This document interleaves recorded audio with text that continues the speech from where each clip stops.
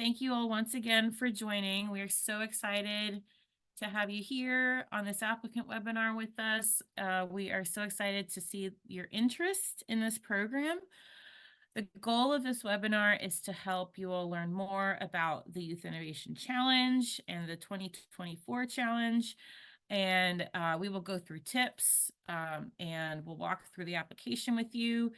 And our goal is also to have plenty of time at the end for any questions. This will also be recorded. It is being recorded, and we will share the link to the recording within the next, I say by the end of this week. And so if you've registered, you will receive the recording. All right, so what we are covering today, we're going to do a few introductions from those of us, our organizations that are partnering on this initiative. We'll share a little bit more about the Youth Innovation Challenge. We will share lots of tips and advice. We really want to help you submit a strong pitch, a strong submission, and then we will have time for questions at the end. But I will also add, please feel free to type questions in the chat throughout. We will also pause throughout as relevant questions come up. So please put questions in anytime you have questions. If we don't get to your question right away, it probably means that we are planning to get to it soon. Definitely by the end of the webinar, we'll try to get through all of the questions. All right. Okay, as I was saying, please type questions in the chat throughout. To help us prevent a lot of background noise, please stay muted when you're not speaking. If we have time, if you have a complicated question, we might have time to allow some of you to get off of mute, but please otherwise stay muted when you're not speaking. If myself or Madeline, my colleague, if we're talking too fast, if we said something that you didn't understand, please let us know in the chat or raise your hand and ask us to repeat it or slow down. We are happy to adjust in whatever way will be most helpful for you. We also have closed captions available, and I believe hopefully they are enabled. We have closed captions, and also you can actually translate the captions. It's an automatic translation. So you can go to the CC button on your Zoom toolbar. If you have any issues finding this, please message me or Madeline and we will help you find it. All right. And I also want to give a thanks to my whole team that is working on this initiative. I forgot to introduce myself at the very beginning. My name is Nina Hamilton, and I am the Director of International and Leadership Programs at the North American Association for Environmental Education. I'm joined here by my colleague, Madeline Halvey, our International Program Specialist. And on the screen here, we also have Judy and Andy, who have also been really key members of our team helping to make this possible. And we are also just so glad that you all are here. Again, please type any comments, questions, anything in the chat as we're going through. And we are thrilled on behalf of the North American Association for Environmental Education. We're thrilled to be partnering with the Taiwan Ocean Conservation Administration to make this initiative possible. The Taiwan Ocean Conservation Administration is an agency that researches changes in Taiwan's marine life and environment and uses technology to encourage public participation and raise awareness about marine conservation. We have some brief welcoming words from the Taiwan Ocean Affairs Council Deputy Minister Julia Huang to get us started. So Madeline, I'll turn it over to the video there. Hello everyone, welcome to Youth Innovation Challenge 2024, Advancing Marine Conservation. I'm Julia Huang from Ocean Conservation Administration in Taiwan. In the first year of Youth Innovation Challenge, I am thrilled to see campaigns continues. Last year, the challenge focusing on innovation ideas for marine biodiversity and conservation, along with addressing marine debris. This year's marine biodiversity and conservation and marine debris remain the major themes, while we introduce a new focus, private and public collaboration. In Taiwan, OCA has been addressing marine conservation as well as tackling marine debris for years. Through initiatives such as marine debris investigations, cleanup, recycling and reuse, and community engagement, we've made significant strides in protecting our ocean environment. Collaboration with private and public sectors has been instrumental in our success. By working together with local government, industries, and NGOs, we've been able to amplify our impact and implement more effective solutions. Together, we've organized workshops, educational campaigns, and marine conservation projects to attract thousands of individuals to join the actions in protecting our oceans. 2024 YIC provides an opportunity for young innovators to contribute your ideas and solutions to the pressing issue related to marine environment. We're eager to know more innovative approach to marine biodiversity and conservation, marine debris governance, and fostering cooperation between different stakeholders in the event.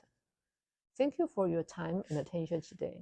Let's continue to work together to protect our marine environment for generations to come and enjoy your time in these webinars. Good night.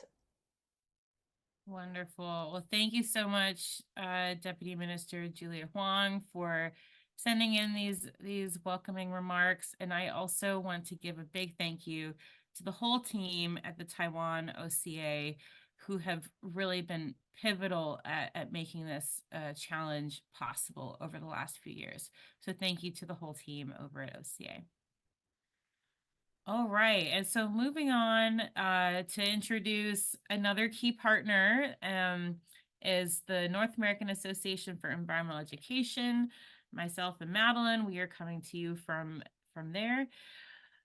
We are very, very excited to be working on this initiative. At NAAEE, we are a professional association and champion for environmental education in North America, but also around the world through our global initiatives, our global partnerships. And we're working with educators and environmental education professionals to advance the practice and impact of environmental education around the world. And our mission is to use the power of education to advance environmental literacy and civic engagement to help build a more equitable and sustainable future for everyone. We really believe in the power of environmental education to equip people with the skills, knowledge, and tools that they need to be active citizens and good stewards of the environment. And I know that you all probably believe the same thing if you are here joining us today. So we're really excited that you're here. We have a wide range of programs working to build leadership in the field, strengthen networks, connecting research to practice, and a lot more. We offer a lot more to help support environmental education professionals around the world. We've got a ton of resources, guidelines, toolkits, a lot of great stuff on our website. I really encourage you to go to NAAE.org to explore if you haven't already. And this challenge is also made possible by the Global Environmental Education Partnership. We at NAAE are the secretariat for the JEEP. And our mission through the JEEP is to create a global learning network that helps build capacity and strengthens environmental education around the world. So we have a number of resources on our website. I also encourage you to go to the jeep.org. We have resources that are exploring environmental education practice, policy. There are suggestions for how you can take action. We've got a lot of great resources on our website. And we are, again, just really excited to be working with Taiwan OCA on this challenge again this year. And with that, I'm going to turn it over to my colleague, Madeline, to really dig into the Youth Innovation Challenge. Thanks, Nina. And Looks like we don't have any questions yet, so I'll just start diving in. But again, I'm Madeline, and I work with Nina on our international programs team at NAAEE. And I'm going to share more details about the challenge itself, and then also go over some tips and some overall advice before we open it up to a Q&A.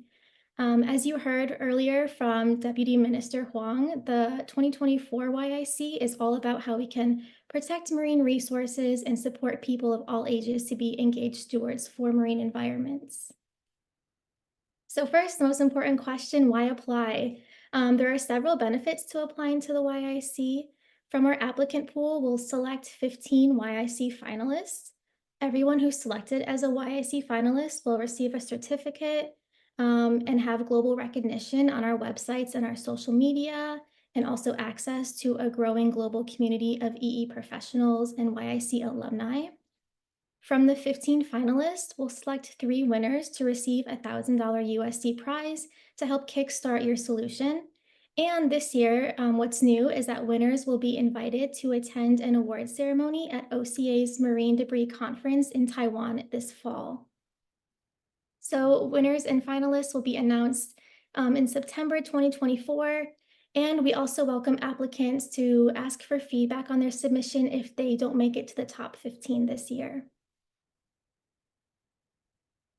So who is eligible? There are a few eligibility requirements for both your solution and your application. So first, your solution must address at least one of the 3 key topics, which I'll talk about shortly. And your solution must also include an environmental education component, which can be a big or a small part of your solution, but it must align with the environmental education guidance that we lay out in our YIC applicant handbook. Your application must include a video pitch this year of 3 minutes or less. Don't go over the 3 minutes. It must be submitted online through our application in Submittable. And both your video and your written responses must be in English. And I just want to point out that we don't judge or score your submission based on your English language ability. We only judge on the strength of your solution and your ability to communicate your ideas. And then finally, you as the applicant must be between 15 to 30 years old, and you can be from anywhere in the world. So like I mentioned before, we have a YIC applicant handbook on the YIC webpage, and we'll share links to all of these after the webinar through email. I just want to say that we highly encourage you to look through this handbook before you apply. It includes a lot more in depth about the YIC itself, about our selection criteria, our timeline, resources, and it also includes all the application questions, so you can review those before you apply. And again, this is on the YIC webpage, and we'll share a link with this, but please, please, please take a look at this before you submit your application. Okay, so I wanted to talk through the first component of the application, the video pitch. So the video pitch is there to give us a broad overview of your innovative solution. It should highlight what makes your solution unique. You can use this to talk about how you came up with the solution or how it's connected to your community, or a lot more, and it should address the selection criteria. We have several video tips on our website, and again, we'll share this link with you all, and you can look through these. And then there are a few parameters with the video pitch. So like I mentioned before, your video should be 3 minutes.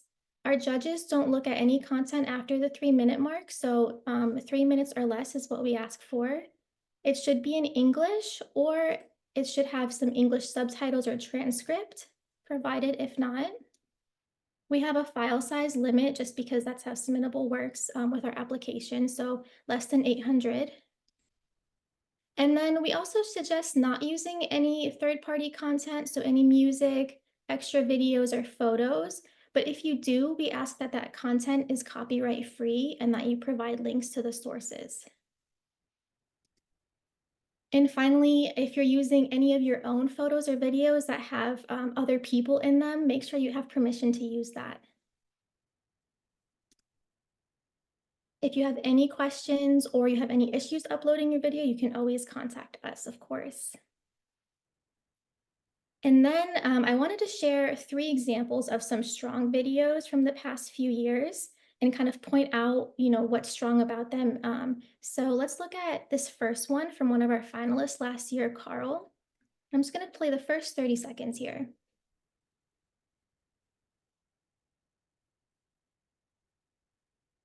The United Nations adoption of the YIC Treaty is a significant step towards fulfilling the global 30 by 30 initiative. This underscores the protection and sustainable use of the marine ecosystem outside national boundaries. But considering that the YICs are located miles away from land, how will we guarantee that the treaty's contents are followed? For example, who will ensure that the MPAs are really protected? How much would it cost to do that? Ladies and gentlemen, I propose to you the YIC's Watcher Initiative. This initiative capitalizes on the unique position of seafarers and fishermen.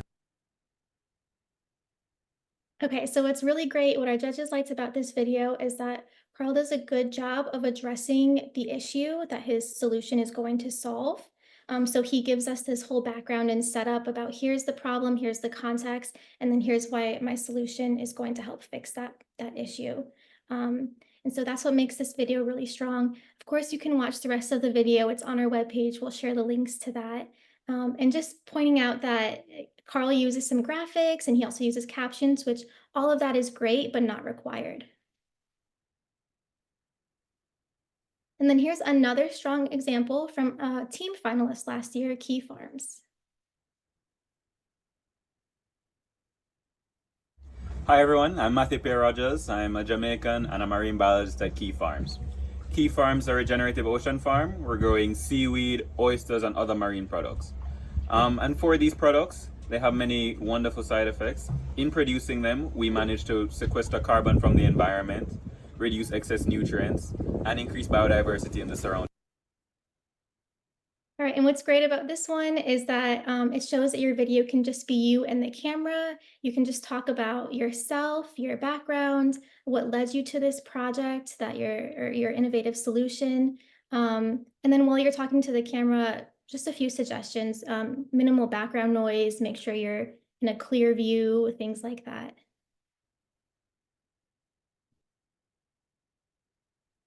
And then our last example is from Keo. And let's take a look. To be or not to be? The oceans ask, and the answer may be up to us. Hi, my name is Keo, I'm a high school student, and I want to create change for marine pollution using the performing arts, using creativity, positivity, and a fresh perspective. But theater productions can generate huge amounts of waste, from printing materials, creating costumes, props, and designing sets. Well, here is my solution. A school theatrical project, The Ocean Story, designed to mitigate the impacts of marine pollution in every single stage of the production, from scripting to performance to education. Okay, and what's great about Keo's is that she really lets her personality shine through. So as you can see, Keo is passionate about the performing arts and specifically about theater production, and she uses that and combines it with our program's priorities, which is just a really strong example. Okay, so we'll send you links where you can see all of our awardee videos, which are all on our website. And for now, I'm going to transition into some of our selection criteria for the program. And then I can talk through some overall advice after that. So there are 5 selection criteria. The first is that your solution must address one of the key topics.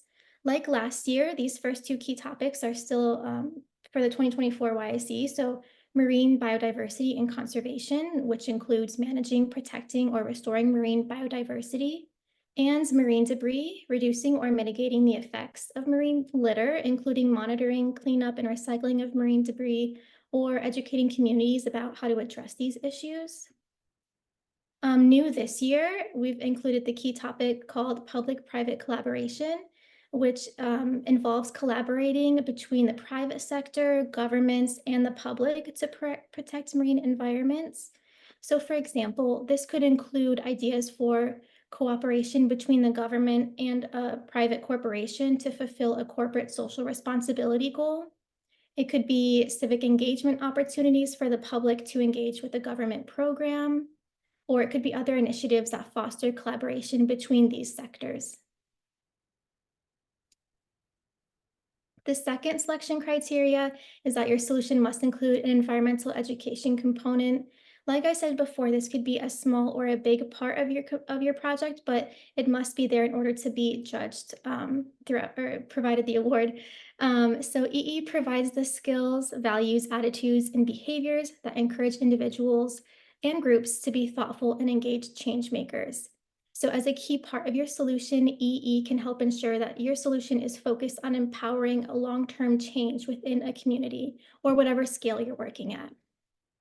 To sum it up, EE does these 4 things here. It builds capacity for informed choices, so it aims to provide people with the knowledge, values, attitudes, and skills to help make informed decisions to address environmental issues. It integrates environmental goals within the context of community interests. It supports collaborative and inclusive partnerships, recognizing a diversity of backgrounds and perspectives and experiences, and it focuses on empowering people to take positive action for the environment. So I just want to point out that EE goes beyond just sharing knowledge about an issue or raising awareness about an issue. It focuses on equipping people with the tools and skills and motivation to be stewards of the environment. We have several resources on our website about what EE is and why it matters, and we'll share this with you after. But I just want to encourage you to check these out and learn more about EE. One resource in particular is that NAAEE has a professional learning website called EE Pro.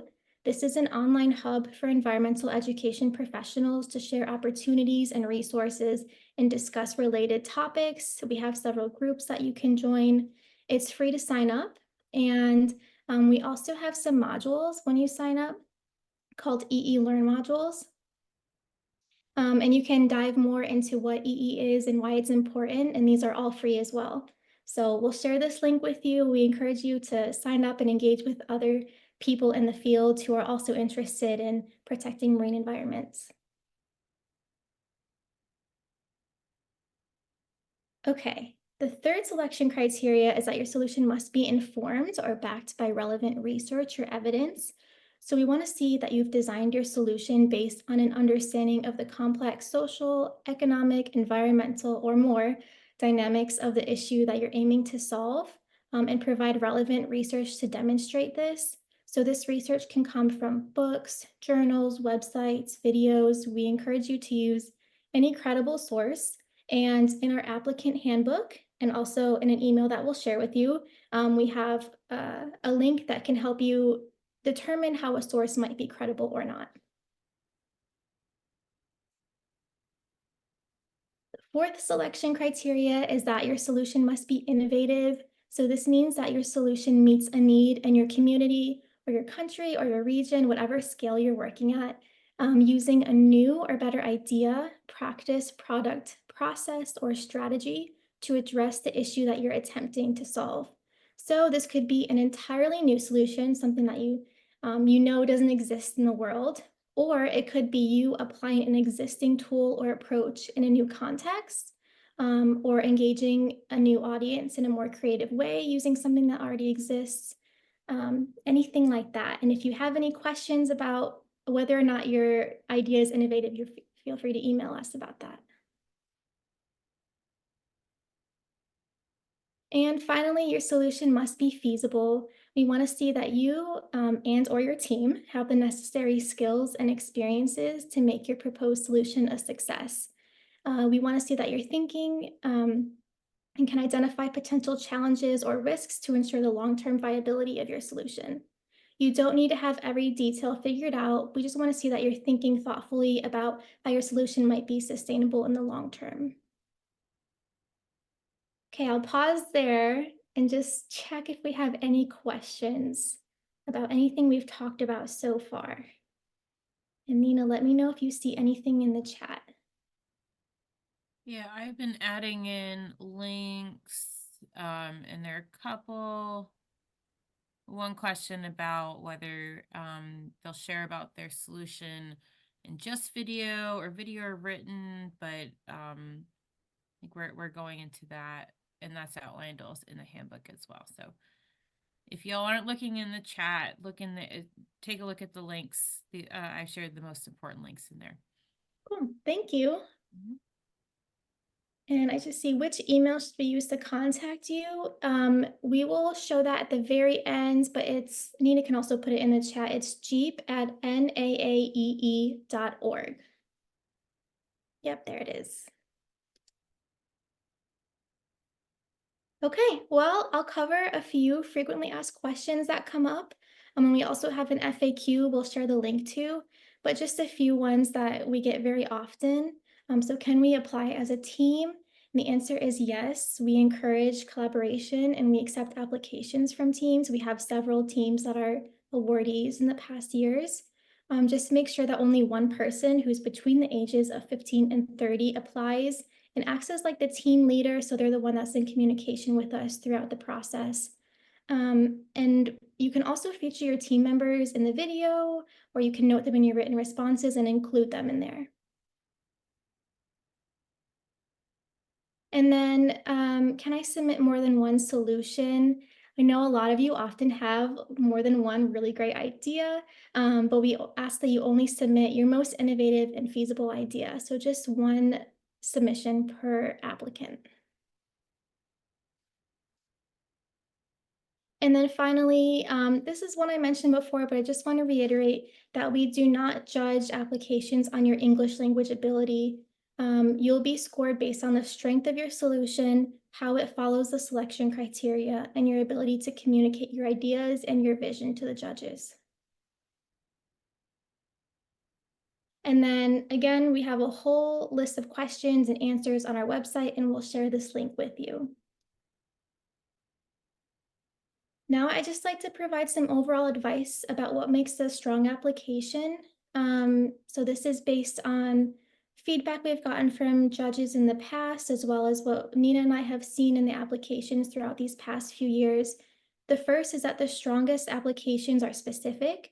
Be as specific as you can to give the judges a clear image of your solution and how it will help solve your marine-related issue. And then also be really specific about how you're including an environmental education component in that solution. Because of this, more detail is better. So we encourage you to use the word count as a guide. For example, if there's a 300-word limit on one of the written responses, use that whole solution to that whole space to your advantage.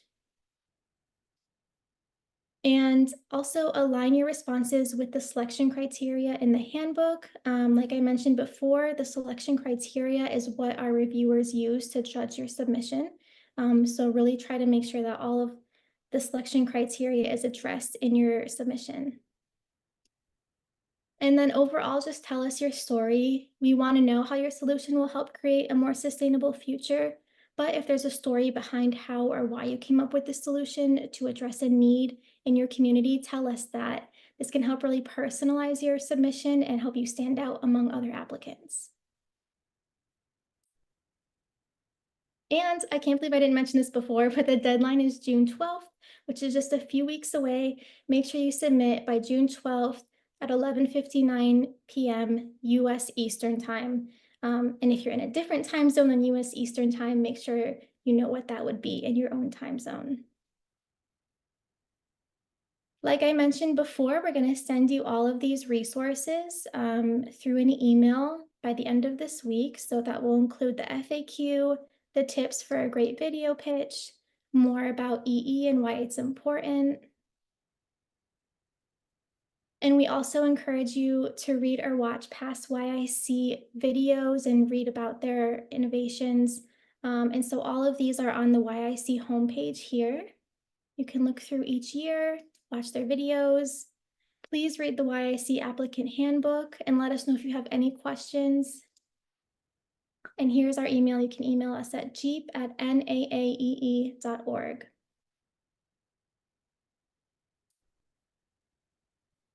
Okay, and with that, I'm going to look through and see if we have some more questions. I do see some popping up in the chat. Someone said, can we have the links again? Yes, we will email you all the links by the end of the week.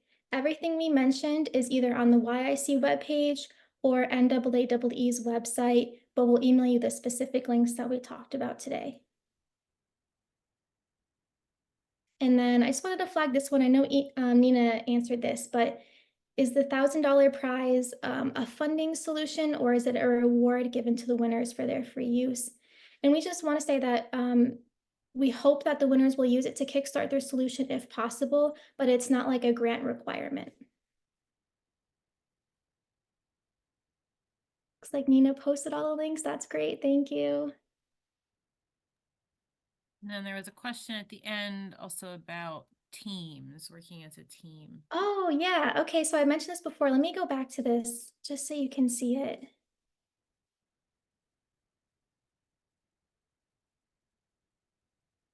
Yeah, should be here. So you can apply as a team. We just ask that if you apply as a team, you have one person who's between 15 and 30 that is like the team leader and submits the application, and it's the person that we're in contact with throughout the application process. So you can definitely have a team. We have several awardees in the past that were teams. And you can mention your team members throughout the application. So in the video, or if you want to note them in your written responses. But again, just make sure it's only one person that submits the actual application and is kind of responsible for communicating with us throughout.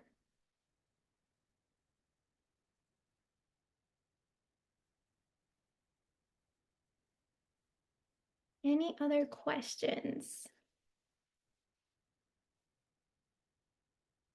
So the age limit is between 15 and 30 by the very end of this year. So December 31st, 2024, you should be between the ages of 15 and 30.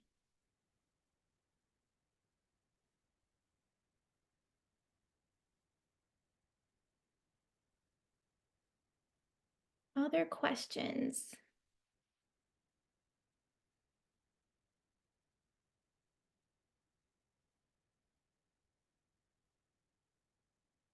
I'm just going to pause here for a moment in case you're still typing. I don't want to cut anybody off.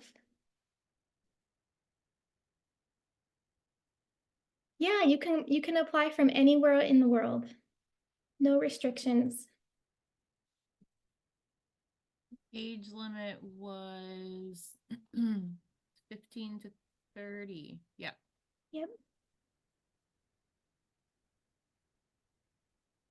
And so I believe we say if you are still 30 by the end of the year, so then you are still eligible. Yep, that's correct. Do we have specific target countries? Nope. We welcome submissions from anywhere in the world.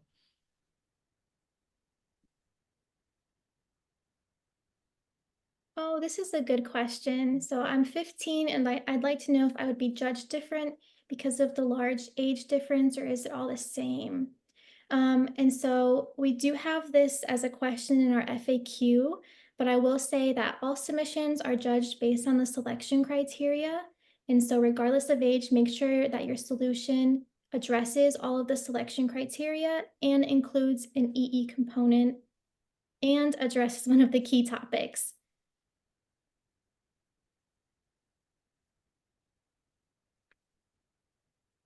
How many members can be in a team?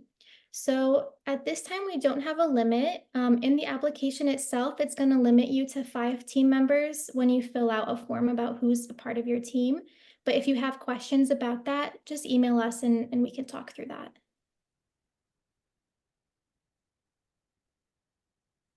Okay, let's see. Is a proposal with a wider key focus area more preferred, or is it better to be more specific in just one key topic? So that's a really great question. I would say your solution can address more than one key topic. So maybe it's like a public-private collaboration, but it also addresses marine debris, for example, and that's totally fine. To answer your question, I think it really depends on how you explain your submission or how you explain your solution. And so I think what I've shown throughout this is that the judges like when you're specific about something. So when you're specific about what your solution is and what it addresses, that makes a really strong submission. And then also providing details to kind of personalize it. So like, does it address something in your community, something that affects your life? That also makes your submission really strong. I would add, in addition to specificity, but think about feasibility as well, and that's one of the key criteria. Sometimes with product solutions with a very wide focus, yes, there are big issues, and it's important to think about how everything is connected. Sometimes it can be harder to implement something at that scale. Not that it's not impossible, but consider the feasibility as well when you're thinking about what sort of scale you want to be working at. Yeah, great point. Definitely. Okay, good. We're getting more questions here. Lots of good questions. Yeah. Is there a specific format we need to follow for the proposal? So if you open the application, you'll see all the questions there with like boxes underneath each question. So that kind of like gives a format for you. And then for the video, there's no format you need to follow. Like you saw through this, and if you go on our website, there's several different types of video examples. So you can be really creative with your video. Just make sure it's under 3 minutes. But again, for the rest of the application, it's all online. It's got like a question and then an answer box, question and answer box. So that kind of gives you a format for you. And then can an individual apply instead of a team? Yeah, definitely. You can apply as an individual, of course. Will a certificate be given for all? So all of our finalists, so we'll choose 15 finalists from the applicant pool, will receive a certificate.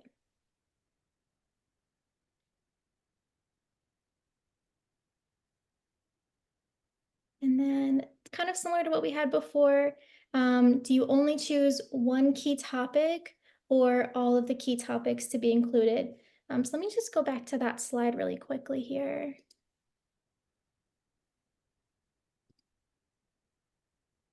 One moment. Okay, so again, these are our 3 key topics. So you can just choose one key topic. So for example, if your project only focuses on marine debris, that's fine. You can just say, check mark the marine debris topic when you fill out your application. But if your submission or your solution addresses more than one, that's also fine. You can select more than one. So there's no requirement. As long as you have at least one, you'll be considered for the award.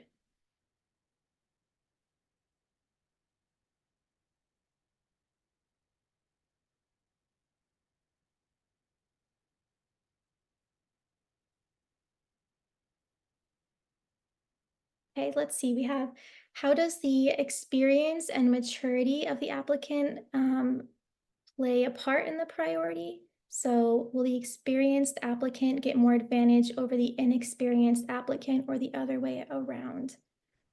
And I would say if you look through our past awardees, you'll see a variety of experiences. So we don't prioritize only people who have experience. We prioritize whether the solution and your application as a whole addresses the selection criteria. So that could be like including how your solution might be feasible, even if you don't have the funding for it right now, for example.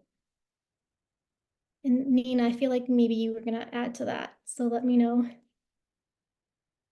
Okay, yeah, so we don't necessarily say or see an applicant that's more experienced and prioritize that one or give it a stronger score just because they've done something in the past that may say that they have more experience.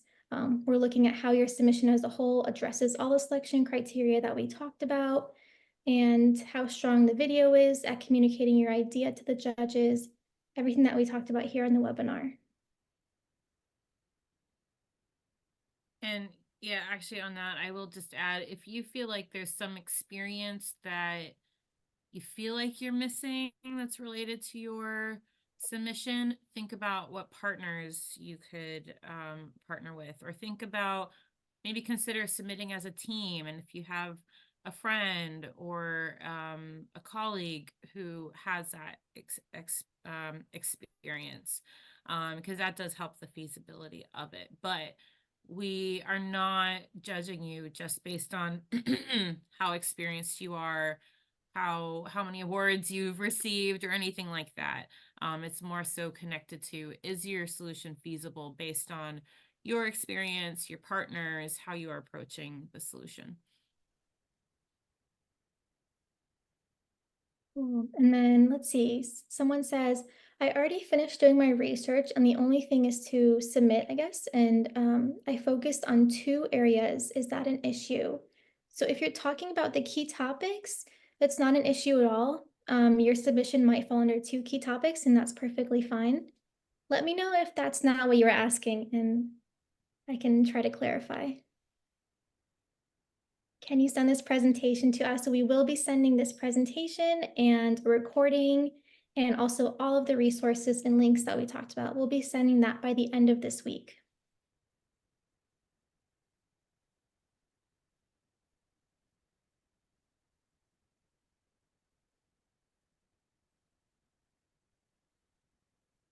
And yeah, how many applicants do we approximately receive? Oh, I think it kind of varies year to year, but we always receive over 100 applicants. And then from that pool, we choose 15 as the finalists, and from the 15 finalists, 3 as the winners.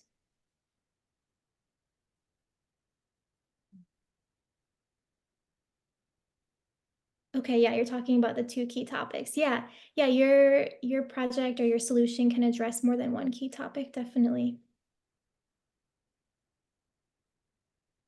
We understand there's quite a bit of overlap between some of those. So, yeah.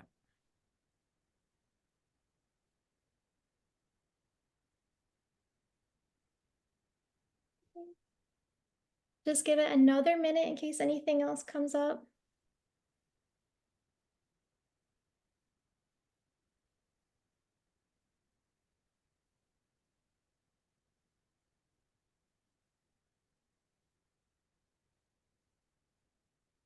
Okay, and if anybody wants to keep typing, go ahead, but I just want to flag that we also have another opportunity coming up, just released yesterday.